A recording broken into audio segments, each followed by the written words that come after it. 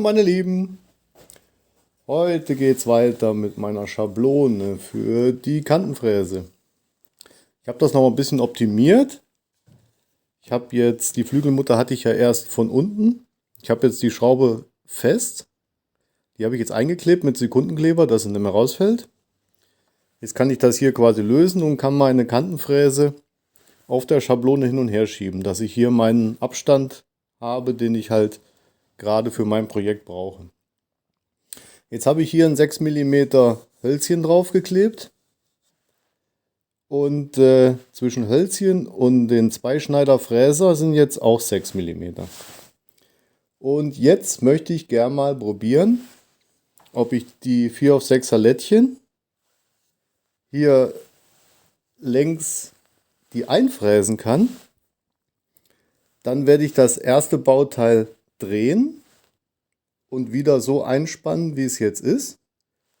Und dann das zweite Teil fräsen.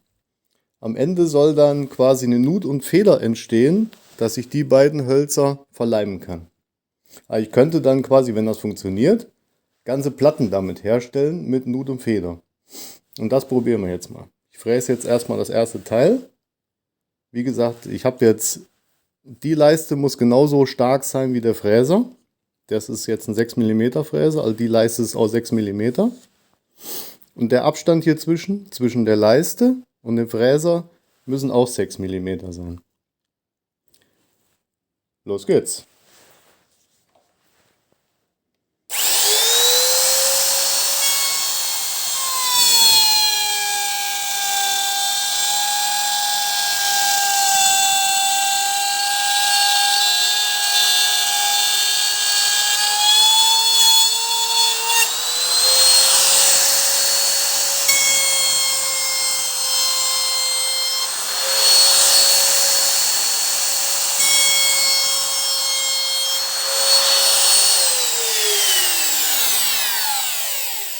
So, das war jetzt die erste Fräsung. Ich bin jetzt 2-3 Mal da durchgefahren, damit die Nut sauber wird von den Spänen, ganz einfach. Weil, vielleicht ist es auch der falsche Fräser, ist halt ein normaler gerader Zweischneiderfräser. Vielleicht sollte ich einen nehmen, der die Späne nach oben zieht. Dann wäre die Nute gleich frei.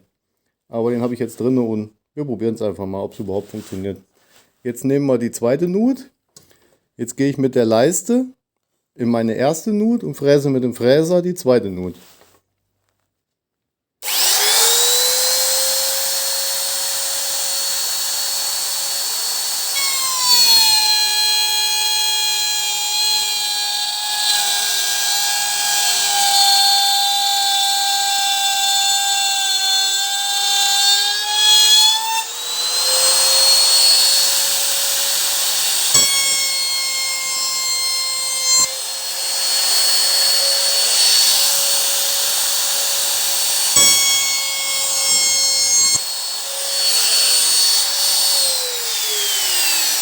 Jetzt haben wir schon mal 2 Nuten hier drin.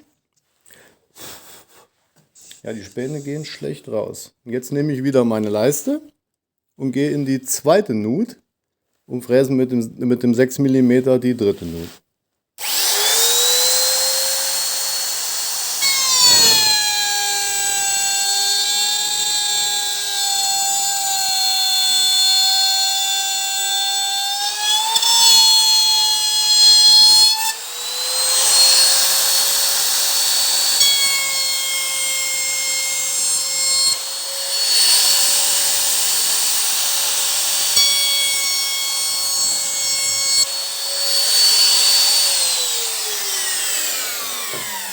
So, das sieht ja schon mal ganz gut aus.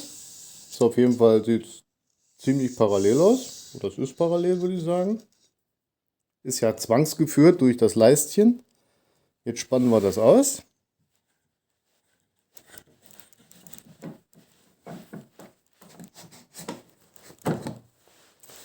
Jetzt drehe ich einmal diese Leiste, weil es muss ja spiegelverdreht sein. Einmal so. Können Sie mal ein bisschen sauber machen. So.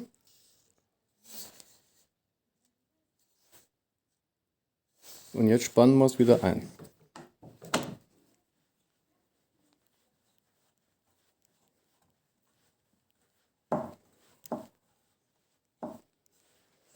Gucken, ob das oben schön bündig ist. Da passt es nicht ganz.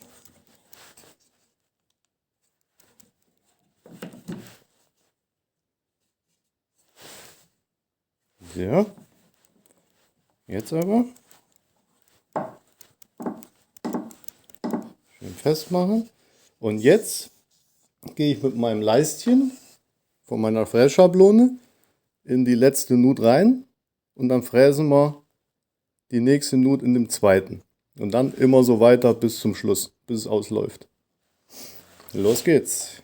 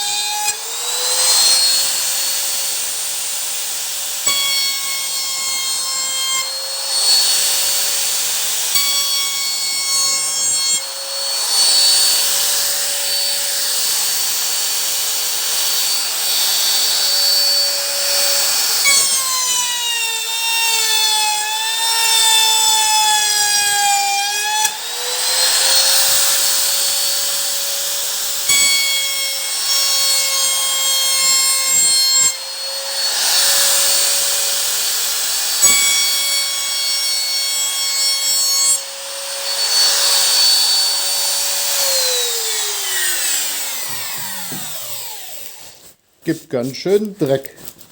Viele Späne. Sieht auf jeden Fall schon mal cool aus. Ich hoffe, ihr seht noch was. Den vielen Staub. Und jetzt bauen wir das aus.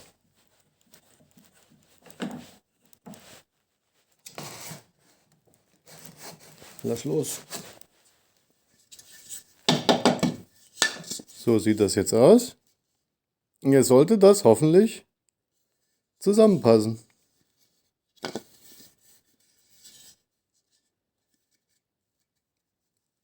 Ist ja Wahnsinn. Das passt tatsächlich. Guckt euch das an, Leute. Das ist ja der Hammer. Jetzt kann ich endlich mit meinen Hölzern ganze Platten verleimen. Ist ja irre. Und das passt wirklich top.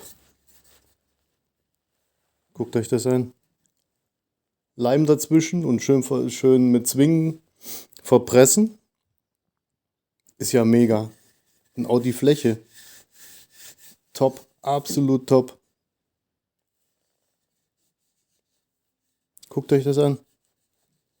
Passt ganz genau. Ist wirklich nichts drin.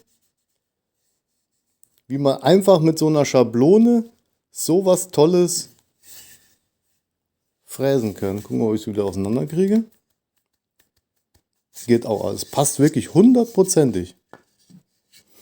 Was meint ihr? Das ist ja wohl absolut klasse. Und ich habe mir in dem Zug auch noch eine zweite Platte gemacht. Das ist die hier. Hier sieht man das auch mit der Schraube nochmal. Das ist quasi die Führung hier von der Kantenfräse, von dem Metallbügel. Hier ist die Schraube. Und dann kommt die Fräse. Ich kann sie ja mal ausbauen, zeige ich es euch. Besser. Können wir auch die andere Schablone nehmen.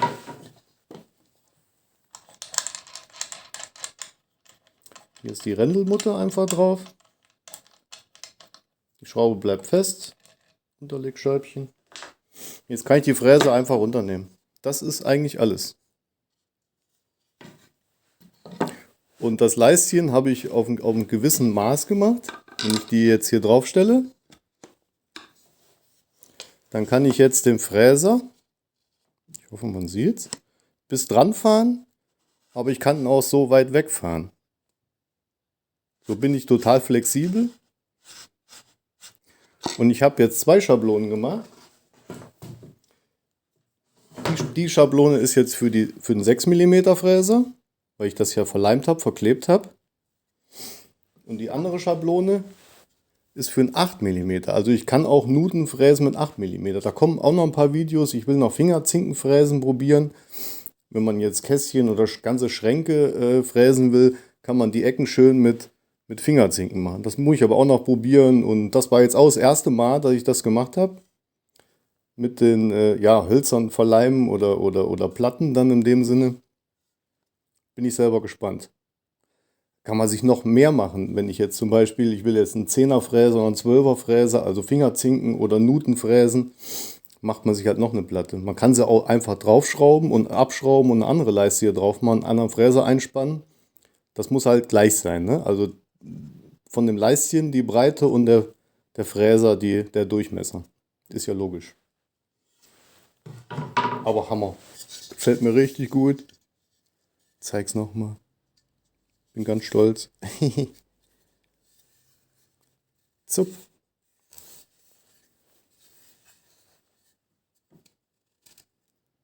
Mega. Echt cool. Ich habe die Maschinen, die ich verwende, übrigens in meinen Videos unten drunter unter der Videobeschreibung verlinkt. Wenn euch da was gefällt, irgendwas braucht, kauft es bitte darüber. Es wird nicht teurer für euch. Und mir bringt es ein paar kleine Cents, damit ich weiter schöne Videos produzieren kann. Ich danke euch, bitte abonniert mich und liked mich. Ich würde sagen, bis zum nächsten Mal. Ciao, macht's gut.